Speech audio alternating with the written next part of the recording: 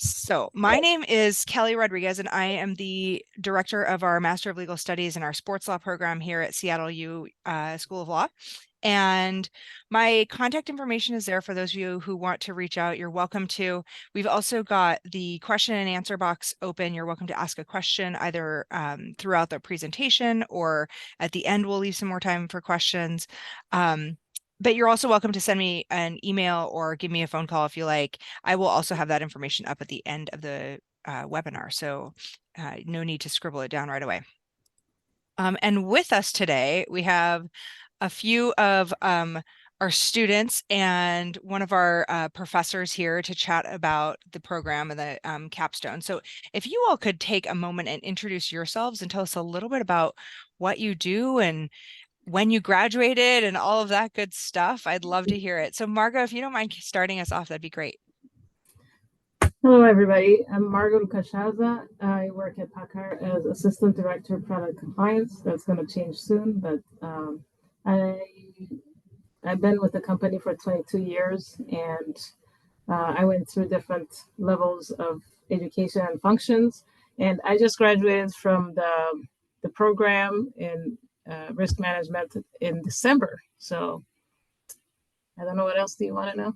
That's it. No, that's great. I really appreciate it. And let's see, let's jump over to Julie. Julie, how are you today?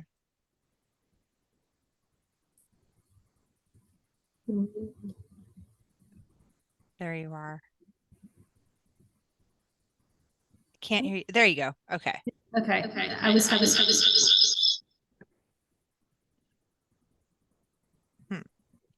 All right, some technical stuff. Let's see.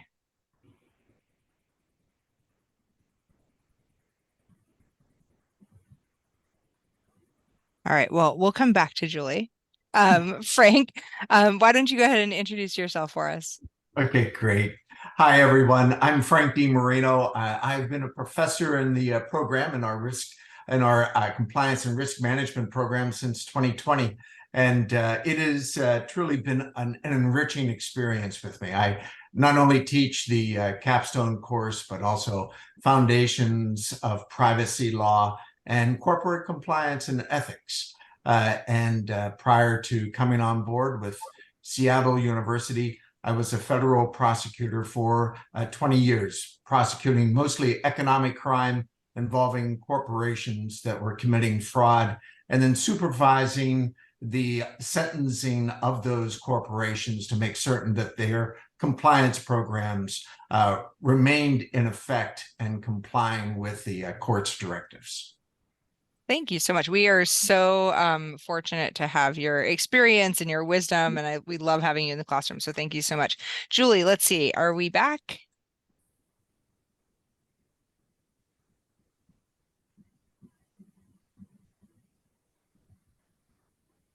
All right, we'll give Julie another minute to see. Sometimes technical stuff just doesn't go as we plan. So brief introduction for myself. I'm also an alum of Seattle University School of Law. I earned my JD and my Master of Sports Administration and Leadership here. And I've been on faculty and staff mostly ever since. So I joke sometimes that I'm like a 14L. I walked in one year and never really left. So let's go ahead and get started. Julie, feel free to chime in if you are able to get the technical sound worked out. Feel free to unmute and just jump on in whenever. So I would love to start with just kind of explaining what the Capstone course is a little bit. So I will briefly explain, and then I'm going to turn it over to Professor DiMarino to kind of elaborate on that. Our Capstone course falls, like most Capstone courses do, at the very end of the program. It's one of the last two classes that our students take after a couple years of study. And it really is aimed at kind of synthesizing everything that we've learned and worked through over the last couple of years through the duration of the program. And I'm going to pause there. If Julie, if you're back and you want to go ahead and introduce yourself, you're welcome to. Yes, hopefully you can Awesome. hear me. We can just fine. Okay. Wonderful. So my name is Julie O'Brien. I graduated last December with Margot, and I work in healthcare compliance for Optum and United Healthcare. And I'm excited to talk to you guys and happy to support your journey in any way that I can. Thank you so much. I'm sorry that I didn't get your title up here. I was looking for it, but I couldn't find your exact title. So apologies. Thank you for elaborating. So as I was saying, the capstone is kind of like, the culmination of the program, and I'm going to let the rest of the team kind of speak to really how amazing this capstone course is. But just kind of provide that for some context. So Professor DiMarino, if you wouldn't mind kind of going into what the capstone component parts are, that would be awesome. Looks like you're muted here. There we go. Okay, there we go. Thank you very much, Kelly. And I look forward to the questions that hopefully we'll get throughout the our program here and in the chat. And I look forward to answering those. But our program is really one that is purpose-driven. Our goal is to have learning outcomes that students will be able to use in their professions, that they'll be able to take the knowledge and the skills that they have learned in the program and immediately apply them in a job involving compliance or risk management. And so, as you were mentioning, we start off with 4 core courses. Those are our foundational courses. And then after that, students are able to select among numerous electives where they're able to tailor their education to their specific interests. And then after 10 courses, they're ready for the capstone course right before their graduation. And the capstone course is meant to really integrate the knowledge and the skills that they have learned throughout the program, and then be able to select a problem, a real life problem, one that they're interested in, one that they think that they would like to learn more about. And we ask them to analyze this problem, frame it appropriately, and then to research, gather data, gather information, and then to arrive at some workable solutions that solve this problem. And so it gives them an opportunity to really reflect on what they have learned throughout the program and see how the information that they have gathered through this program, how it really is going to be able to be leveraged to advance their professional career. And one of the key things about the Capstone project, it also becomes part of their professional portfolio. So when they're talking to a prospective employer or talking to someone that they're working with, they're able to showcase the work that they have done with the Capstone project and be able to show that I'm able to solve a problem related to compliance or risk management. And this is the tangible product that I'm able to create to solve this problem. And the great thing that I like about the Capstone project, it's truly personalized. It's an opportunity for students to select a topic or a subject that really interests them, that they have a passion about, and that one that truly captivates them and will be able to drive their career forward. And also, if lest I forget, it is also an opportunity for them to work closely with an instructor, with a research librarian, with a stakeholder who works in the field of compliance or risk management, and most importantly, with their peers. Throughout the entire Capstone course, students are able to get peer feedback from their fellow learners. And I think this is probably a good time now for Margot and Julie to provide their insights as students who truly have gone through this experience. Yeah, thanks so much. That's a really great kind of setup and overview of the course. So I hesitate to even call it a course. It's really just like a project and a passion project, if you will. So we have 2 of our graduates that we already mentioned, and I'm going to have Margot go first and kind of explain the project, and we'll move through the slides. I know that we got started a little bit late, so feel free to kind of, take your time as you're walking through some of this, Margot, and tell us a little bit about your project. And just let me know when you want me to advance the slides. Okay. I think you can go to the next slide. Yes. So the term ESG or environmental social governance was popularized in the 2000s following a publication of the UN Global Compact report saying, "Who cares wins, connecting financial markets to a changing world." ESG takes the holistic view that sustainability extends beyond just environmental issues, a framework that helps stakeholders understand how an organization is managing risks and opportunities related to environmental, social, and governance criteria. So it ties the environmental with the compliance as well. ESG encapsulates a range of risks that all corporations must carefully balance, taking into account their specific circumstances in seeking to achieve long-term sustainable value. It is no surprise that now asset owners, investors, and everybody expects that well-run companies incorporate ESG matters in their business decision appropriately. So you can go to the next slide. There we go. So the ESG report or sustainability report is a report published by a company or organization about environmental, social, and governance impacts. It enables the company to be more transparent about the risks and opportunities it faces. It's a communication tool that plays an important role in convincing skeptical observers that the company's actions are actually sincere. So in order for companies to identify and manage their impact on these issues, they need to identify and define ESG factors through the lens of the company's culture, values across its different industries. These evolve from the ESG and the dimensions to disclosure themes, depending on the level of value chain, whether they're suppliers, operations, products, society. I'll kind of show more how this works. Then the specific evaluation criterion, and finally down to factors used to assess performance in form of answering questions and collecting evidence. It's somewhat of an audit. So the next slide. So you can imagine how quickly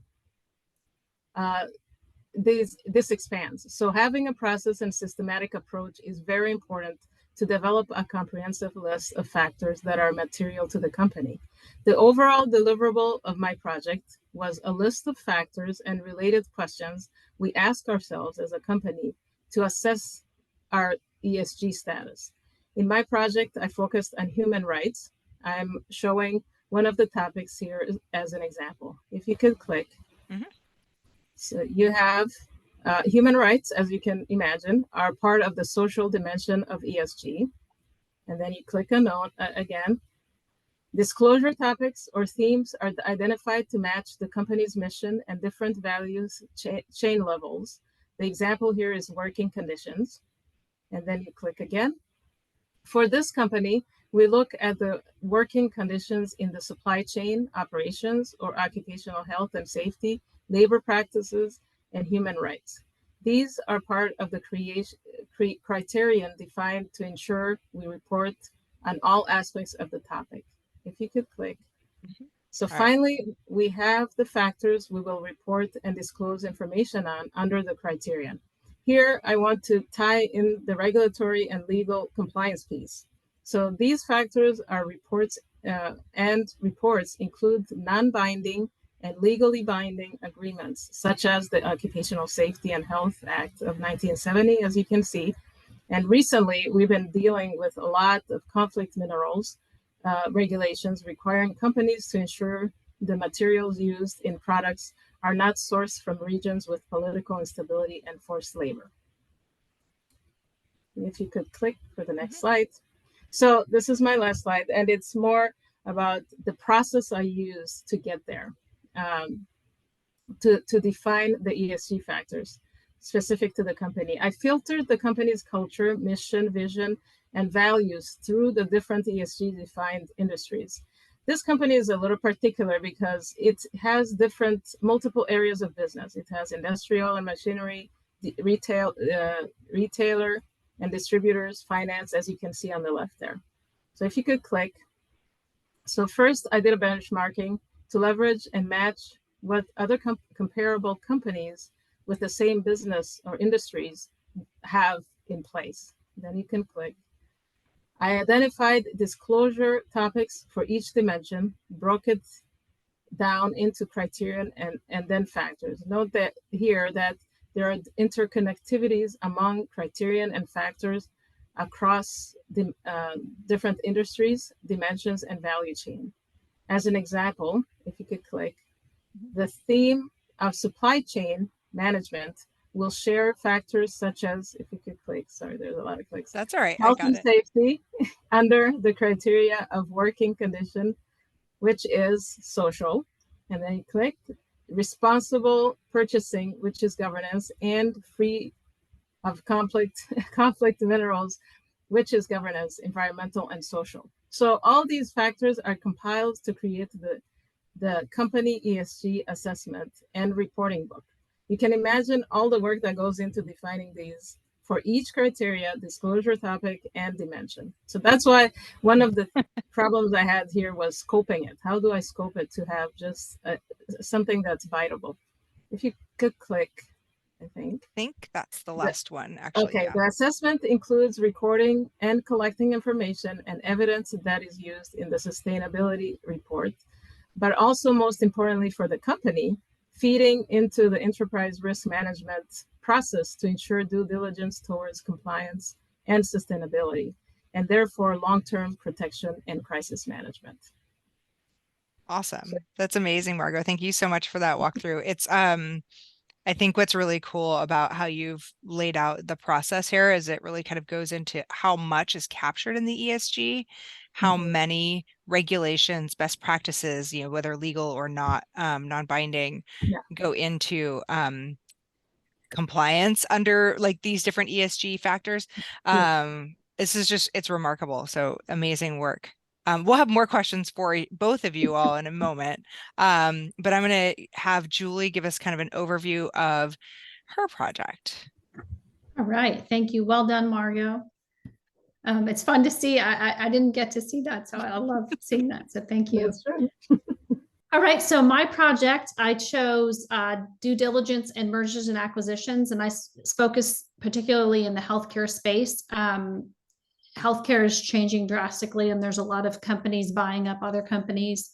And when you do that, when those companies buy that, they're buying whatever problems and good things that company has. And so part of the risk there is what kind of operations do they have? What kind of compliance program do they have? Because once you sign on the dotted line, you're on the hook for that. So in one of my classes with Professor Alana Croker was a healthcare compliance class, and she had us do like a list that's where I got the idea from. I'm like, oh, I love, like when I started to work on the list of things like that would be present in a good compliance program, I'm like, I could make this list for 3 months. And I was like, wait a minute, I need a project. So that's kind of where that came from.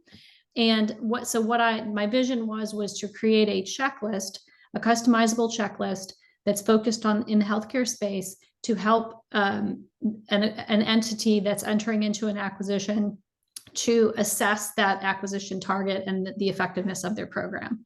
So it is based around the 7 elements of an effective compliance program.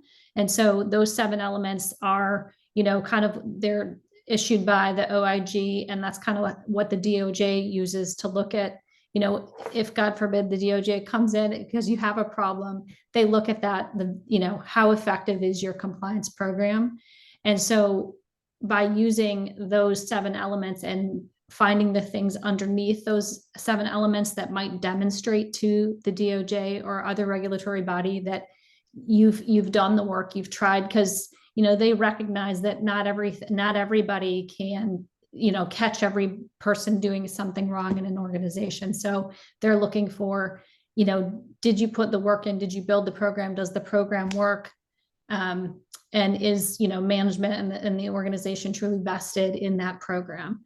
And so it's all about building those underlying controls so that you can demonstrate, yeah, we are taking this seriously, and here's the things that we're doing to demonstrate that.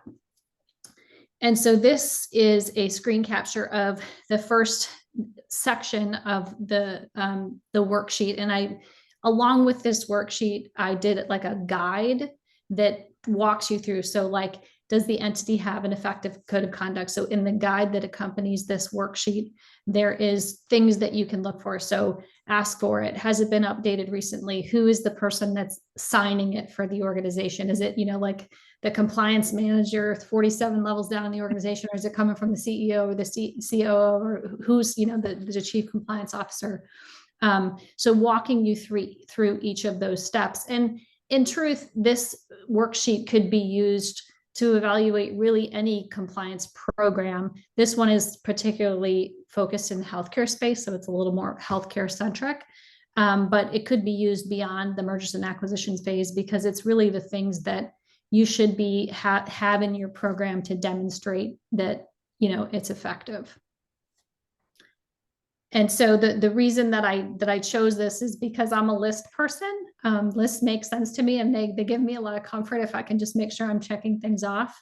And it also allows you to that methodical approach. Like in my research paper, I talked about Boeing, and how Boeing started using the checklist because they had a really bad plane crash, and they realized that the plane was much more sophisticated. This was back in the 40s.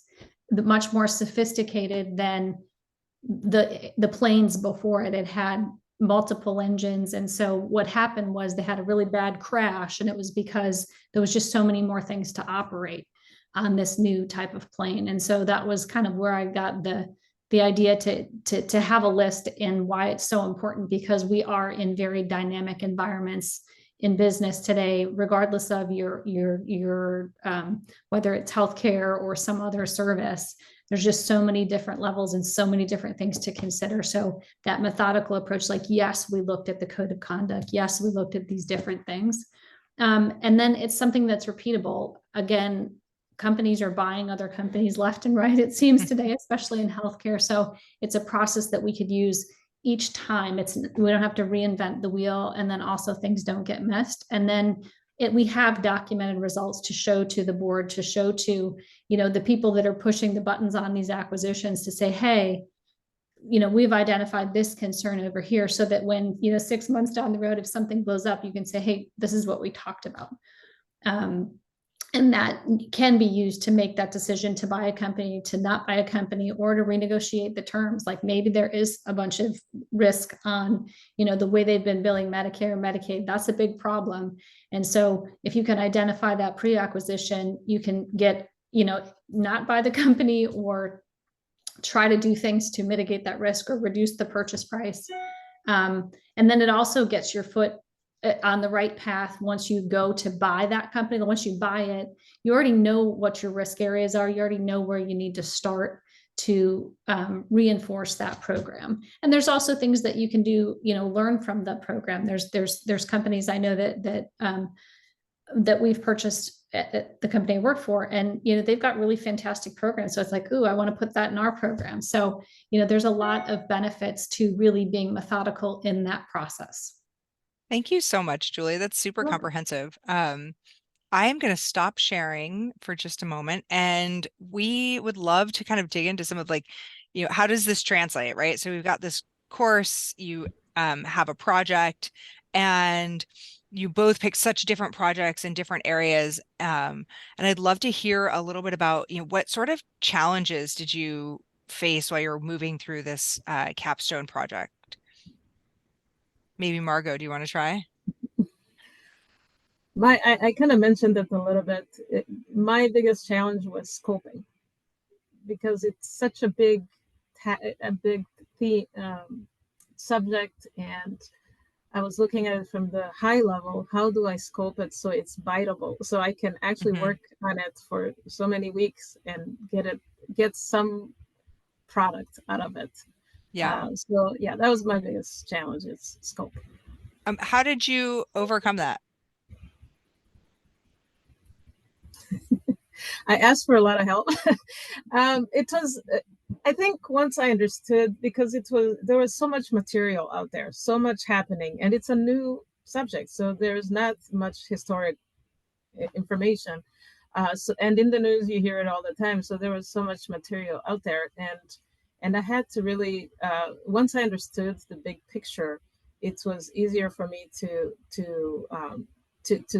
to zone into one area. And I gotta say that my sponsor, the person who helped me in the industry, was very good at saying, okay, you know what, we have the social piece, or we need the social piece, and probably human rights is the best thing.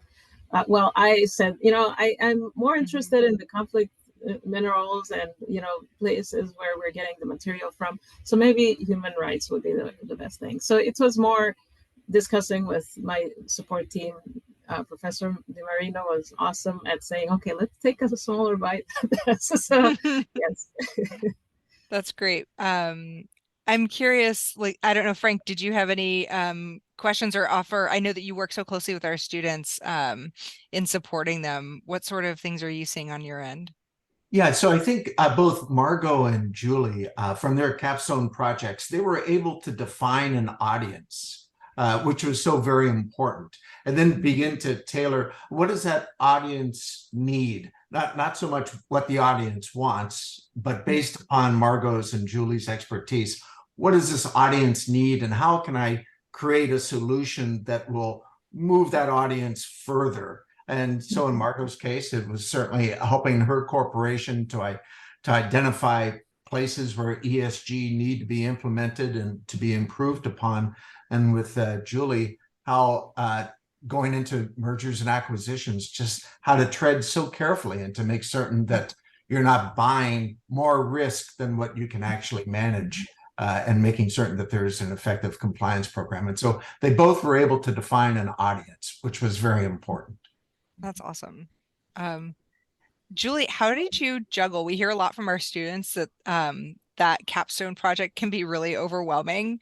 When you're working full time, you've got another class that you're taking. How did you juggle all of that? I think the biggest thing is and school prepared me for that is learn how to be flexible. Like I literally had a desk in my car, like a little lap desk, because my daughter didn't drive, so I had to drive her everywhere. So I would like sit in the car, and I had like a charger and whatever. And so prepare a little go kit for yourself, and take your stuff with you, because there's a lot of times you're at the doctor, the dentist, that you're waiting. That's time you can be reading, like on an iPad or on your screen. Like download all your papers and that your sources, and have them ready, because you have a lot of time if you can make yourself mobile. At least that's what worked for me.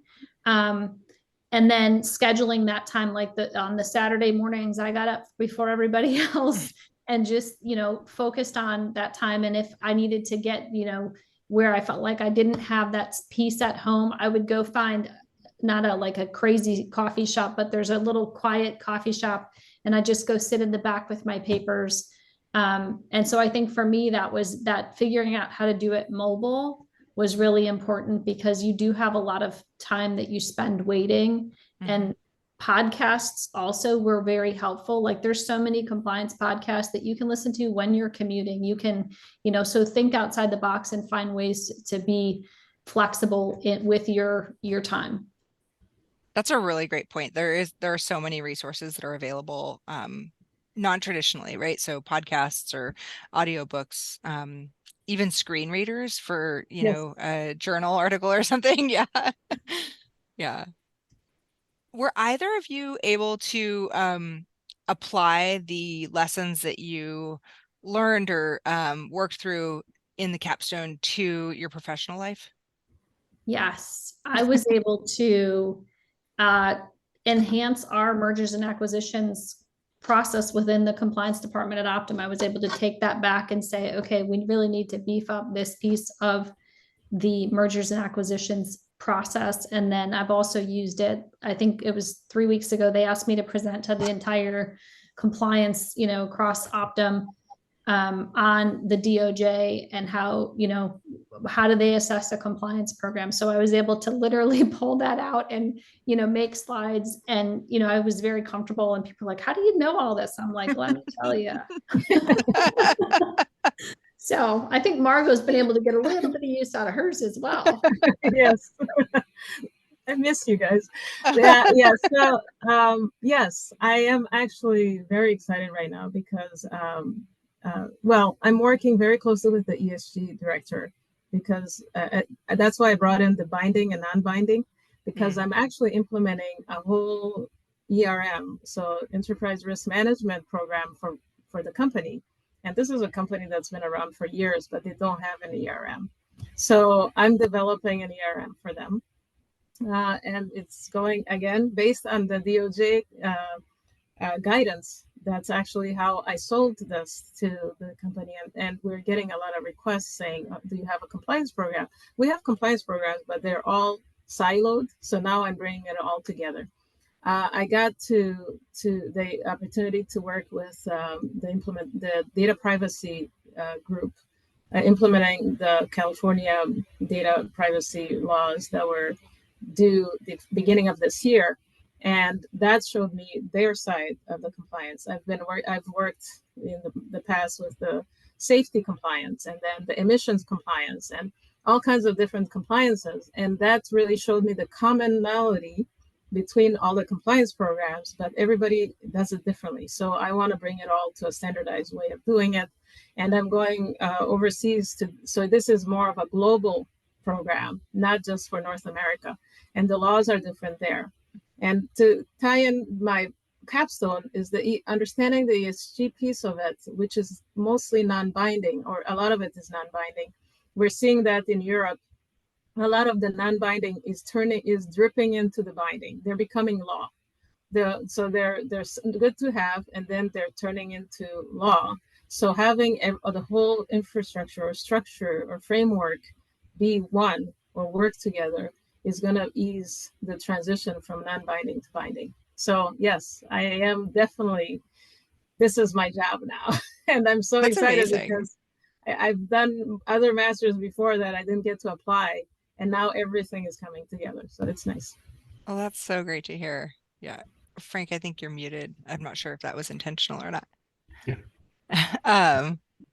No, thank you so much for sharing. It's always it's so cool. I think one of the things that I really enjoy from my seat in this program is being able to see students start to like bring these concepts together. And I hear from you all that you do it almost contemporaneously, like while you're in the program, and then it kind of comes together in the capstone. And I hear that a lot.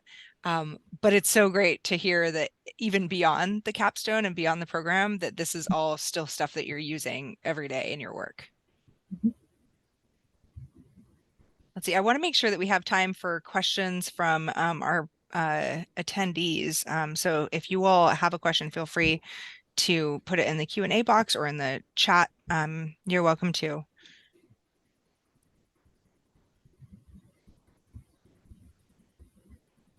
All right. Let's see. Let's go to another kind of practical question. How do you think that some of the case studies and stuff that we were working on in other courses leading up to the capstone, how has that, if at all, changed how you approach your problem solving in your career?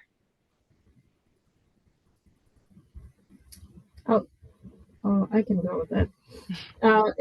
I think the cases we had were in the news. There were things, they opened my eyes into looking, not just research for the papers, but also what's happening. And it seems like, like when you buy a certain car, you see them everywhere, and before you never saw them. So it's the same way where you have a theme of, sustainability, or I have a theme, and now I'm hearing it in all the news, or I'm seeing it in all the papers. So now it opens my eyes to that. So with what I'm doing now and my problem solving is that my ears are attuned to what's happening that has to do with what I'm doing now. So I think that was something that I learned from this, because before when I heard about laws, or I never really cared, but now everything, gets my attention. Yeah, totally. How about you, Julie? Anything stand out? I would agree with that. And I think that, the bringing in the different case studies, and like Margo mentioned, like Professor DiMarino did a great job, like always, what did you guys think about this? Like what and so it made you more of a consumer of topics that you may not have waded into before. And then just a lot of the critical thinking that we had to use to assess different challenges through the course, like it makes that less overwhelming in the real world, because you're like, oh wait, I have, like, and there's different things like the RISE model, Frank.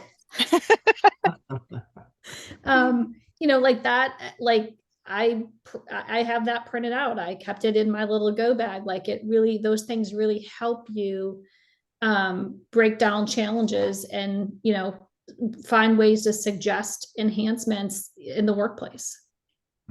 That's I so have cool. one more Yeah. thing, Mhm. the neutrality, being neutral.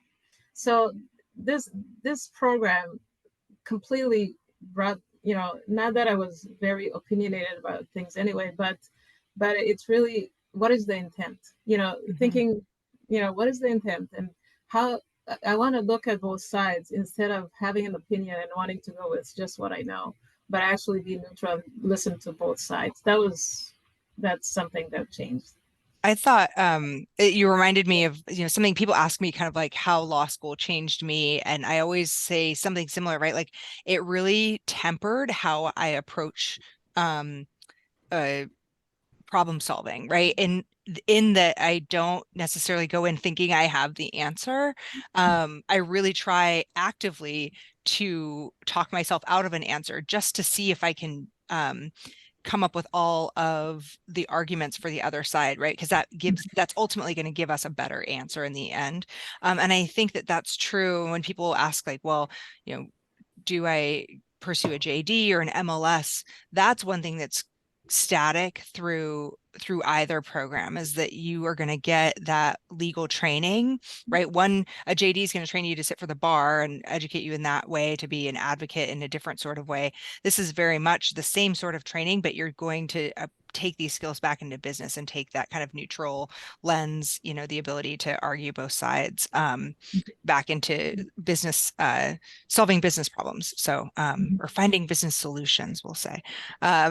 So, thank you. That was really helpful. And tied to finding business solutions, wanted to talk to Margot and Julie about their stakeholders. I know that the Capstone project requires selecting the stakeholder. And I know that some students have some challenges with that. Who do I speak to? How do I make that contact? Who's the best person? My question is, how did you go about that process? And then afterwards, has that stakeholder become part of your professional network? So I can jump in. I was thinking about who would be a great stakeholder, and I went back to an old boss of mine who she's an attorney, and she works in the LA area for a large investigations company that does a lot of mergers and acquisition like they go in and help with the due diligence process. And so that is why I chose her. She was a fantastic resource for me because she really challenged me to be like, what about this? And even some of the case that I did in each section of my guide, I did a tales from the trenches. Like, so I went and found real world stories that applied to the what I was teaching in that section. And she helped me with some of those because she had some really great stories about things that they had uncovered in the due diligence process. So that was really helpful to have somebody who was actually doing that work every day or most days. And it's definitely enriched our relationship and our friendship. And I'm just so thankful for it. And it wasn't just the stakeholder, it was Professor DiMarino, Professor Wilson, even Professor Croker. I reached out to several professors to say, hey, help me, because that scoping is really key.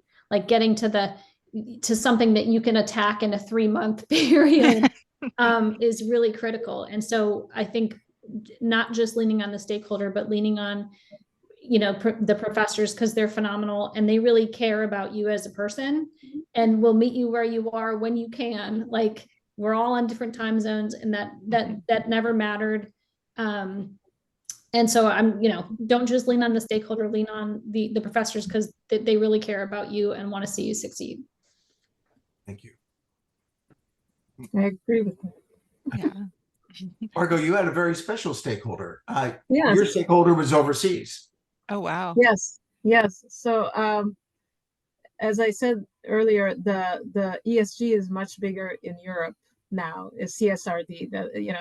There's a report that's required for companies to report ESG topics, and it was so what we had just hired. The company had just hired somebody in Europe for that, and this person has a lot of experience and has been in many companies.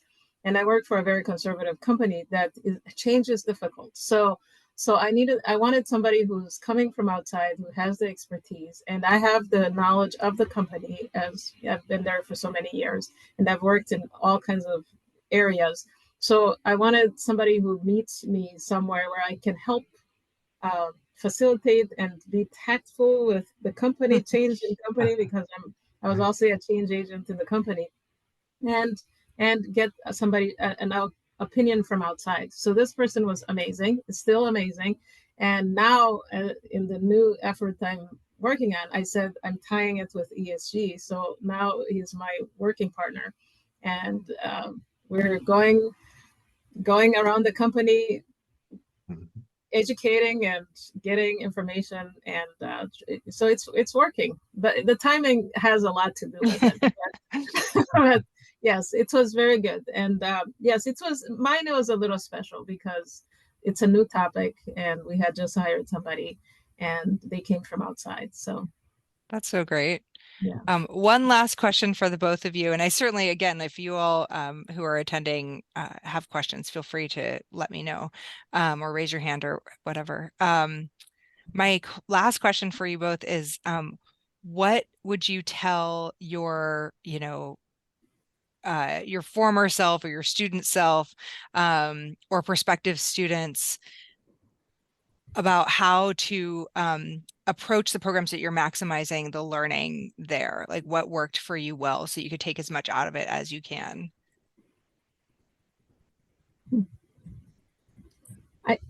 I'll go. I think Julie touched on to that. Take advantage of this time you have to listen to.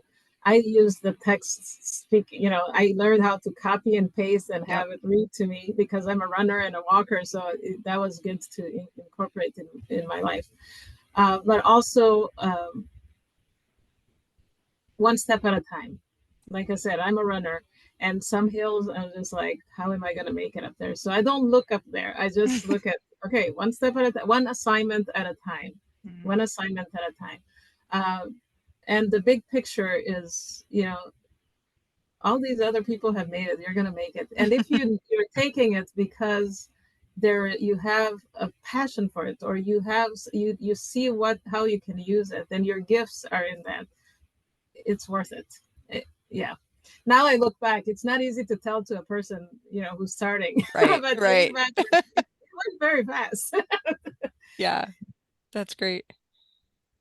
And I would say that, I think it goes back. I used to coach AYSO soccer, and, kids are so much better at picking up stuff than adults because we think we know. And so if you can go back and pretend that you're a kid on the soccer field listening to your coach, when you're listening to the professor, your stakeholder, whoever it is, and remember that you're there to learn and be, curious. And if you don't know, like Professor DiMarino, how many times did I call you? We had numerous, it was great. Always a productive conversation. Yeah, but when you're soccer, you don't know something throughout the program. I felt like all the professors were super available to say, hey, I don't get this. So don't be afraid. We're there to learn, and there's things that you're not going to get, and just ask for help, and don't be shy about it, and just approach it from a curious, just like a kid would. And I think it's fun. That's awesome. I love that. Well, I don't see other questions coming in from our participants, but certainly if you all have questions after this or want to reach out, I will put my my contact information back up here for you all. But I cannot thank you enough for being here and being willing to let's see, just trying to walk and talk at the same time is very difficult. So and now it's like won't let me do this slideshow thing, but okay. So hopefully like you could see that maybe. Um, so feel free though to reach out, or if you have other questions, or if you have questions about, I know we've got some current students on here that joined because they were like curious about Capstone information, kind of to see what's coming up. If you all have questions, feel free to reach out. I'm happy to help. And Julie and Margot, thank you so much for both sharing your experiences and your wisdom. It's so great to check in with both of you. So, and Professor DiMarino, thank you again for your time. I appreciate it. Thank Well, you, I have Julie and Margot. This has been a pleasure. Great seeing you both again, and I wish you the best of success. Thank you. Thank you One so little tip is find somebody you can connect with. Julie was my person, so find I had somebody you no can idea when I reached out to you both. That's so great. yes, and you can write to each other and call each other like, what's going on? What assignment am I missing? You know, things like that. It's always nice to know you're not the only one struggling. Totally. And Well, I second that. Margot's the reason why I was able to show up at graduation on time, because I missed the email. And yeah, so find your sanity partner and stick with them, because it's just easier to go through with somebody, and you're going to miss stuff, and having that partnership to say, oh, did you remember to turn that? It's wonderful. And everyone was such a blessing to me, and I'm so thankful for the program and all that it poured into me, because it changed me as a person, and I'm just really thankful. So thanks for getting us together, and we're always happy to come back, or I'm always happy to come back and help out. And if students need, someone to talk to or whatever, you feel free to make my information available to them. Thank you so much. I appreciate that, both of you. Well, I will let you all get on with your day. Thank you all so much for joining us, and feel free to let me know if you have questions. So have a really great week. Thanks, everyone. Thanks all. Thank you.